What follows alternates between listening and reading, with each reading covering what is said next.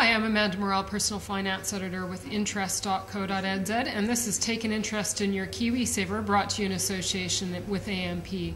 I'm here today with Craig Simpson, our analyst at interest.co. Welcome back, Craig. Thank you. Craig's going to answer some questions for us on some of the first quarter results from 2012 on KiwiSaver. But before we go there, we're just going to answer a few questions we received from some of our readers.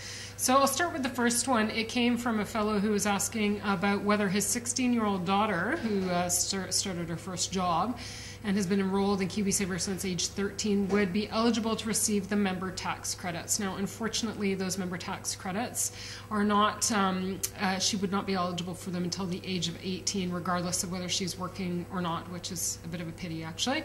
And the second question I had related to a Kiwi who had left and gone over to Australia and was started a superannuation over there, which is compulsory, of course.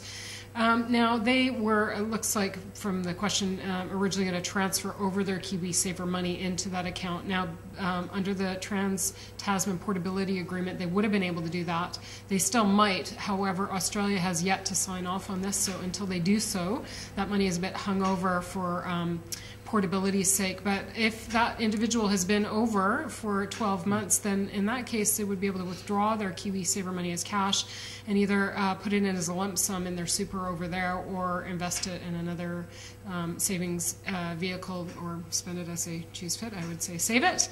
So that brings me to our first quarter results for KiwiSaver. Now, we'll be reporting on all the performance data shortly, but Craig, can you give us a sort of a preview of what we can expect? Is there any big headline stories jumping out?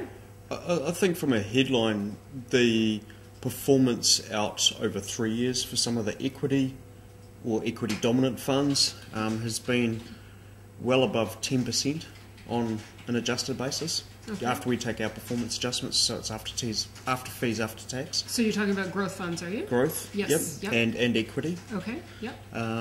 Some of the shorter term data, we're seeing fixed income, the New Zealand fixed interest funds losing money over the last 3 months. Okay. To 31 March, which is purely from, there'll be a fee element, there'll be a tax element, but there's also the current yields moving upward, which affects the capital value, so they actually lose value on that basis. Over the 1 and 2 year, the data's really mixed. There's some quite solid results and there's some negative results, which is more from the growth-oriented assets. So it's a bit of a mixed bag. Yeah, and that's a bit of a flip-flop from how the last year's performance data turned out, right? We've had, it is, and we've had substantial movement in equities in an upward direction, which has certainly helped a lot of those growth funds and funds that are more heavily weighted to equities. But as I said, it's a bit of a mixed bag when you look at it over 1, 2 and 3 years. There's no consistency in those returns. Okay, well, I'll be interested to see where my KiwiSaver's at when you reveal that data for us next week, is it? So will I.